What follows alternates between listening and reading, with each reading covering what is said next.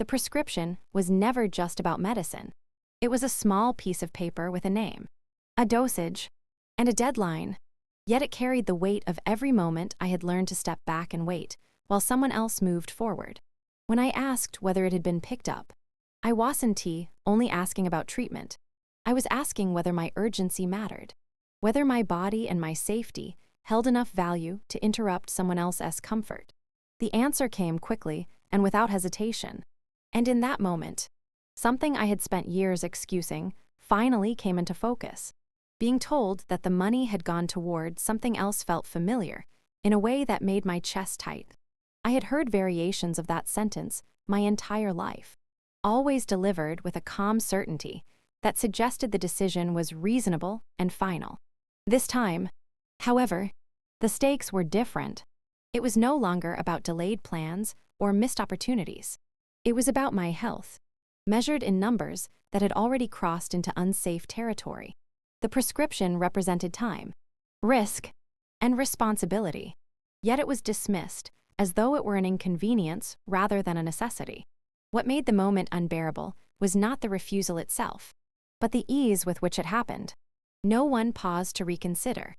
No one asked how long the medication could be delayed or what the consequences might be. The decision had already been made, and I had simply arrived too late to change it. That realization unlocked memories I had long minimized. Moments when my needs were postponed because someone else wanted more, needed more, or was believed to deserve more. I had grown accustomed to shrinking my expectations so others could remain comfortable. For years, I told myself that being patient was a virtue. I learned to be understanding, adaptable, and quiet. I convinced myself that my turn would come later, that sacrifices would balance out over time. The prescription shattered that illusion. It forced me to see that there was no invisible ledger keeping score, no future moment where fairness would suddenly be restored. There was only a pattern, repeated so often that it had become invisible to everyone except the person carrying its weight. As the reality of the situation settled in, I realized how deeply I had been trained to doubt my own urgency. Even as I listened to the doctor explain the risks of delay, part of me wondered whether I was overreacting. That doubt did not come from uncertainty about the facts. It came from years of being taught that my needs were flexible, negotiable, and secondary. The prescription made that conditioning impossible to ignore because the consequences were no longer emotional or symbolic. They were physical. The most painful part was recognizing how normal this felt to everyone else. The dismissal of something critical did not register as cruelty. It was framed as practicality, as a choice made for the greater good of the family. I had heard that language before, always used to justify why I could wait a little longer, tolerate a little more, or manage on my own. The prescription stripped those justifications of their softness and revealed the cost they had carried all along.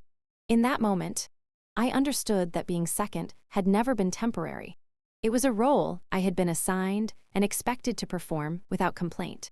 The prescription disrupted that role because it demanded immediacy and care.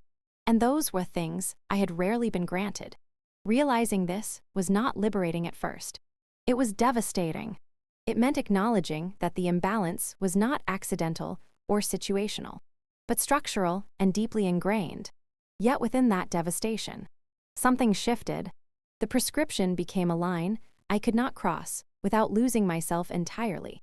It marked the point where acceptance would have required self-betrayal. Being second was no longer survivable when my health was the price. The exposure was painful, but it was also clarifying. It forced me to see that choosing myself was not selfish or dramatic. It was necessary. And once that truth surfaced, there was no returning to the silence that had kept me in that place for so long. The silence at the dinner table had always been carefully maintained, woven from politeness, avoidance, and the unspoken rule that certain topics were better left untouched. It lingered between the clink of cutlery and the exchange of small talk, shaping the rhythm of every family gathering. That evening, however, the silence carried a different weight. It felt brittle, stretched thin by years of unresolved imbalance, and I sensed that it would not survive the night. When I finally spoke, My voice sounded steadier than I felt. The question itself was simple, almost practical, yet it sliced through the familiar calm with unsettling precision. In the pause that followed, I realized how conditioned we all were to pretend nothing serious existed beneath the surface. The response I received was delivered without malice, but also without hesitation, as if the choice it described required no explanation. In that moment, the silence that had protected everyone else turned against me, revealing how easily my needs could be dismissed. Family favoritism rarely announces itself openly. It hides in patterns that are easy to excuse and harder to challenge. At the table, I saw those patterns align with painful clarity. The ease with which one person's desires were elevated, while mine were deferred, was not new. Yet hearing it acknowledged so casually forced me to confront what I had spent years rationalizing.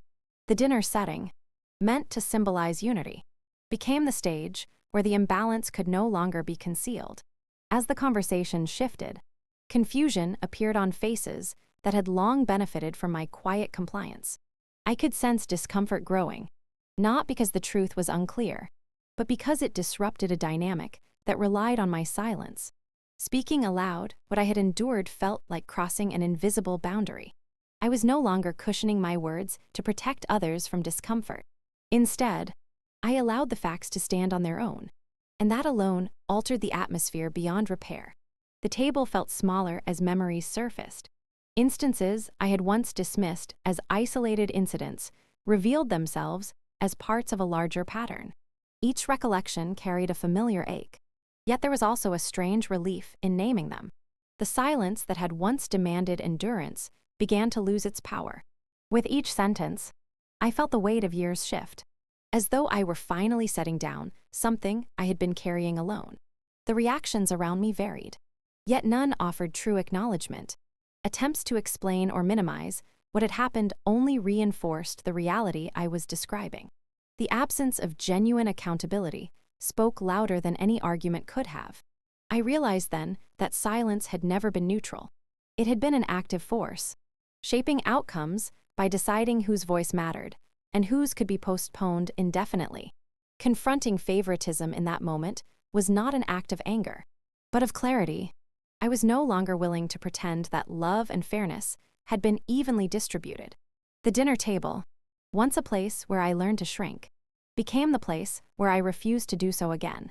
The quiet that followed my words was heavy, not because the truth was unclear, but because it was undeniable. When the evening ended, the silence remained, but it had changed form. It no longer belonged to expectation or obligation. It marked a rupture, a turning point where the old rules no longer applied. Walking away from the table, I understood that breaking the silence meant accepting the consequences of honesty. Yet I also knew that returning to quiet compliance was no longer an option. The confrontation had revealed what silence had hidden for too long. And once seen, it could not be unseen. The discovery of the letters was nothing short of a revelation. Though at first, it felt almost ordinary. A simple knock on the door, a neighbor holding a small stack of envelopes, seemed like a mundane interruption. But as I unfolded the first card and ran my fingers over the familiar stamps and handwriting, the weight of years of neglect pressed down on me with unexpected force. Each envelope told a story of connection, care, and support that had never reached me, not because it was lost, but because it had been deliberately withheld. The reality was inescapable. People had tried to help me, to celebrate milestones, to offer guidance and encouragement, and someone had chosen to intercept it all. I remember sitting on the edge of my couch, the envelopes spread around me, as a mixture of shock, anger, and sorrow rolled over me. Some of the letters had been opened long ago, their contents already read and ignored. Others remained sealed, pristine reminders of gestures that might have offered comfort or relief at the exact moments I had needed them. The pattern became impossible to dismiss. This was not carelessness, not a simple administrative oversight. It was a deliberate choice, a long-running exercise of control and favoritism that had quietly shaped my life from behind a veil. Every birthday, every holiday, every small accomplishment marked by absent congratulations now felt like a subtle erasure of my presence and worth. The impact of the discovery was immediate and profound. I realized that my sense of being second, of always being overlooked, had roots that extended far deeper than I had imagined. The missing letters were physical evidence of a pattern I had sensed but never fully understood. The words I read in those letters, the encouragement that had been meant for me but never delivered, crystallized a truth I had been trying to suppress for years. The imbalance I had endured was intentional, systemic, and inescapable within the structures I had trusted. Anger came first, sharp and unrelenting. How could someone decide that my opportunities, my connections, and my milestones were less important than maintaining appearances or privileging another? How had I spent years internalizing these omissions as my own failure or as minor inconveniences when they were, in fact, deliberate acts of neglect? The realization forced me to confront not only the betrayal itself, but the countless small ways my life had been subtly reshaped, rerouted, and diminished by choices that I had no power to influence at the time. Alongside the anger was grief. Grief for all the moments I had faced alone, for the celebrations I had endured without acknowledgement, for the support I never received when it could have made a difference. The letters revealed that I had been entitled to something I had never even realized I had been denied. I grieved for the years of silence, for the times I had kept my struggles private, because I assumed no one would intervene or that asking for help was futile. Now, I had confirmation that it had not been futile, but deliberately prevented. As I sifted through the envelopes, a strange clarity began to emerge. The truth, as painful as it was, illuminated a path forward. I could no longer allow the patterns of control and neglect to dictate my sense of self-worth or my capacity to act. The withheld letters symbolized not just what had been lost, but also what I could reclaim. The recognition of the betrayal became a foundation for change, a lens through which I could begin to assert boundaries and demand accountability in ways I had never dared before. Ultimately, the hidden letters were more than just physical objects. They were evidence of a history rewritten, of choices made at my expense, and of truths long denied. Seeing them forced me to confront the reality I was never meant to see, that my needs had been secondary, my accomplishments minimized, and my connections intercepted. Yet within that confrontation lay the seed of empowerment. Knowing the truth allowed me to redefine the story of my life, to reclaim the support I had been denied, and to move forward with a clarity born from seeing what had been hidden for far too long. Choosing boundaries over family loyalty was not a decision I made lightly. For years, I had equated love with sacrifice, believing that staying, enduring, and accommodating meant I was fulfilling my role as a daughter and sister. I had internalized the idea that blood ties demanded loyalty, even when that loyalty came at the expense of my own well-being. Every medical appointment I attended alone, every opportunity delayed or denied, every moment where my needs were minimized had reinforced a quiet, painful pattern. And yet, when the moment came where my health was at risk, I realized that continuing to prioritize their comfort over my survival was no longer an option. The turning point was stark and undeniable. The prescription that had been delayed due to their choices was not just a piece of paper. It was a lifeline. Its urgency highlighted a pattern I had long sensed, but had allowed myself to normalize. My health, my safety, my right to care, had repeatedly been subordinated to their priorities. At first, I felt a familiar pull to soften the confrontation, to rationalize their choices, to convince myself that my turn would come eventually. But the stakes were different this time. Waiting, excusing, or minimizing was no longer viable. To survive, I had to act decisively, and that meant drawing boundaries that had previously seemed impossible. Walking away was not an act of rebellion. It was an act of self-preservation. Boundaries, I realized, were not just abstract concepts. They were the means by which I could reclaim agency over my life and protect my body and mind from harm. Establishing those boundaries required more than a declaration. It required distance, both physical and emotional. It meant separating myself from the routines, expectations, and control that had dictated my existence for decades. Choosing myself over family was an unfamiliar but necessary exercise in courage, a refusal to allow the patterns of neglect to continue unchecked. The initial steps were both terrifying and liberating, severing the channels through which they had influenced my life, removing myself from environments where their control could reach me, and asserting the right to make decisions for my own health. All of this was disorienting. For the first time, I felt the weight of years of suppressed frustration, anxiety, and fear being lifted, replaced by a steady clarity. I realized that loyalty without accountability was not loyalty. It was compliance, and compliance, I now understood, could cost more than I was willing to pay. My health, my safety, and my future could not be contingent on patterns that had consistently failed me. Choosing boundaries also meant confronting the emotional consequences. The act of walking away carried guilt, grief, and doubt. I feared judgment, misunderstanding, and the social stigma that often accompanies breaking ties with family. But I also recognized that the alternative, staying within a system that continuously harmed me, was far more destructive. The decision became less about punishment and more about preservation, preserving my well-being, my autonomy, and my capacity to live a life defined by respect rather than expectation. In the days and weeks that followed, I began to experience the subtle transformations that come from honoring boundaries. The constant tension that had filled my life began to ease. Sleep returned more easily, decisions felt lighter, and a sense of calm, previously unknown, started to permeate daily routines. I discovered that distance was not synonymous with isolation. It was a protective measure that allowed me to reconnect with myself and rebuild a sense of security that had long been eroded. Walking away did not erase the love I had once felt, nor did it diminish my history. Instead, it allowed me to separate my well-being from the repeated harms that had defined my relationships.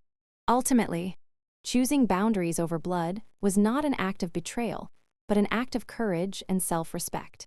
It was the acknowledgement that love alone cannot sustain us when it demands self-sacrifice at the cost of survival. Walking away affirmed that my health, my safety, and my dignity were non-negotiable. In protecting myself, I created space to heal, to reclaim agency, and to live authentically, a choice that, while difficult, was necessary for the first time in my life. The act of leaving became a declaration that my life belonged to me, and that survival sometimes requires turning toward oneself, even when it means stepping away from those we once trusted the most. Rebuilding my life in my own name was a process that began the moment I decided to step away from the patterns that had defined my family and my identity for so long. For years, my choices had been shaped by their expectations, their priorities, and their definitions of what I should value. Each action, each decision, even the rhythm of my daily life, had been subtly dictated by a system that consistently placed my needs last. Walking away was not a single event, it was the first step into a space where I could finally make choices without interference, where my priorities could be set on my terms, and where my life could begin to reflect my values rather than obligations imposed on me. The distance I created became the foundation for clarity. Without constant reminders of past grievances or manipulations, I could finally see the patterns that had governed my family and recognize how deeply they had affected me. For the first time, I understood that the anxiety, the tension, and the relentless pressure I had carried were not natural consequences of being part of a family. They were products of imbalance and neglect. The physical and emotional space allowed me to examine my life with an honesty that had been impossible in the environment where silence and compliance had been expected. In the early days, the process of rebuilding felt fragile. Each decision, from arranging my apartment to creating routines for work and health, carried the weight of previous compromises. I discovered the freedom and power in simple acts that had been denied me. Scheduling meals according to my needs, prioritizing sleep, setting aside funds for personal growth, and allowing myself to rest without guilt. These choices, seemingly small, began to accumulate, creating a rhythm that was entirely my own. Each moment of self-directed action reinforced the truth that my life could be structured around respect for myself rather than the needs of others. One of the most profound shifts was the reclamation of my health and well-being. With distance, I no longer had to navigate the stress of immediate conflict, guilt, or judgment. I could focus on preventive care, attend appointments on time, and prioritize the medications and treatments I required without interference. This attention to myself created a foundation of strength and resilience, reminding me that peace was not a passive state, but an active practice. I realized that protecting my body and mind was not selfish. It was essential for survival and empowerment. Alongside physical and emotional restoration came a redefinition of relationships. Distance allowed me to see the true dynamics of my past interactions and to evaluate which connections deserved space in my life. I learned that accountability and care were essential components of meaningful relationships, and I refused to maintain ties that required ongoing sacrifice without reciprocity. This clarity did not come easily. It required observing patterns from afar, recognizing attempts at manipulation, and accepting that love alone could not compensate for repeated harm. Yet with each realization, I felt a growing sense of autonomy and dignity that had previously been suppressed. Rebuilding in my own name also meant embracing the opportunities that were now visible without interference. Career offers, friendships, and personal pursuits were no longer filtered through family expectations or delayed by obligations that were never mine to bear.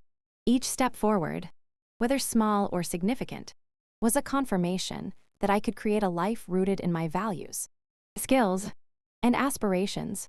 The sense of empowerment that accompanied these choices was profound, reminding me that control over my narrative was not only possible, it was necessary. Ultimately, rebuilding in my own name transformed my understanding of peace and power.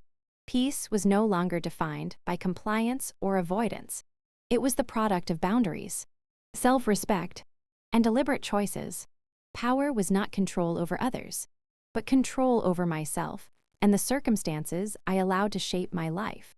Distance gave me both, revealing that stepping away from harmful dynamics is not abandonment, but reclamation. By honoring my needs and asserting my autonomy, I rebuilt a life that reflected not the expectations of others, but the reality of who I truly am and who I was always meant to be.